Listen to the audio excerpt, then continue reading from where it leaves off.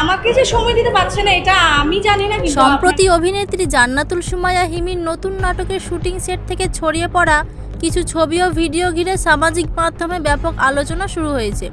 অনেকেই বলেছেন এসব দৃশ্য পরিবারের সঙ্গে বসে দেখার মতো নয়। ঠিক এই পরিস্থিতিতে এবার মুখ খুললেন নিলয় আলমগীরের স্ত্রী তাসনুভা হৃদি। এক সংক্ষিপ্ত প্রতিক্রিয়ার তাসনুভা হৃদি বলেন তিনি নিজেও নিয়মিত বাংলা নাটক দেখেন এবং তার পরিবারের সবাই একসঙ্গে বসে নাটক দেখার অভ্যাস রয়েছে।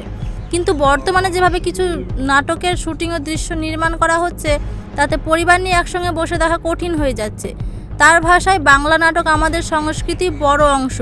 এখানে গল্প, অনুভূতি ও সামাজিক দায়বদ্ধতা থাকা খুব জরুরি। তিনি আরও বলেন আমরা পর্দায় যা দেখাই সেটাই সমাজে প্রভাব ফেলে এবং ছোট বাচ্চারা খুব দ্রুত এসব দৃশ্য থেকে শেখে। তাই নির্মাতাদের আরও সচেতন হওয়া দরকার বলে মনে করেন তাসনুভা হৃদি। তিনি বিনীতভাবে অনুরোধ জানান নাটকের গল্প বলার স্বাধীনতা অবশ্যই থাকবে, কিন্তু সেই সঙ্গে পরিবার ও শিশুদের কথা মাথায় রেখে শুটিং ও দৃশ্য পরিকল্পনা করা উচিত। হিমির নতুন নাটকের শুটিং ঘিরে তৈরি হওয়া এই বিতর্কের পর তাসনুভা হৃদির এই মন্তব্য নতুন করে আলোচনায় এসেছে পারিবারিক উপযোগী কন্টেন্টের বিষয়টি। এই বিষয়ে আপনার মতামত কি? আপনি কি মনে করেন এখনই কি নাটকের দৃশ্য উপস্থাপনার পরিবর্তন আনা জরুরি? মন্তব্য করে আপনার মতামত জানাতে ভুলবেন না।